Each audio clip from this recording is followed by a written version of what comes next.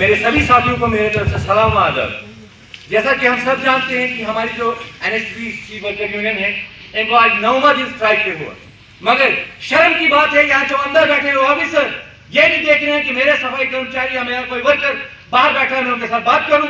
वो अपनी कुर्सियों को गर्म करने में बैठे हुए, मगर जिन कुर्सियों पर वो बैठे हैं उनको इतना पता होना चाहिए जब तक मेरे वर्कर काम करते हैं तब तक हम कुर्सियों पे भेजते हैं। अगर ये वर्कर अपनी पे आ जाए तो ये कुर्सियों पे बैठने के काबिल न रहे।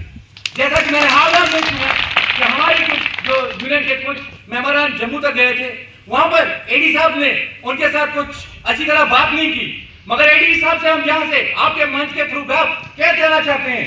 एडी साहब, आप जम्मू में बैठे हो, मगर अगर डलहौजी की पावर प्रोजेक्ट बंद हुआ तो उसकी जिम्मेवारी फिर आपकी होगी।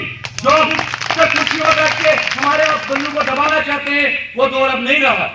हम यहाँ से एडी साहब हो, HOP हो या डायरेक्टर साहब हो, हम उनसे फौरी तौर पर रिक्वेस्ट करते हैं कि इनके मसले जल्द से जल्द हल करें। कहीं ऐसा ना हो कि सफाई कर्मचारी जम्मू डिवीजन की जितनी भी यूनियन है वो इनके साथ में शाना बशाना हड़ताल में आ जाए।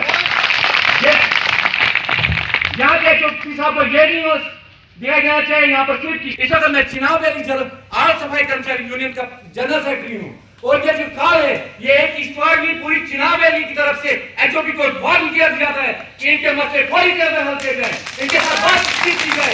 अगर आप कुर्सियों में बैठे हो इनके साथ बात क्यों नहीं कर रहे हो? इनके साथ बात करो, इनको पूछो इनके मसाइल क्या है, इनकी बात मानने के लिए रास्ता तो निकालो। आप कहते हो हमारे पास उड़ी सेक्टर में कोई नया प्रोविजन है, कौन सा प्रोविजन है?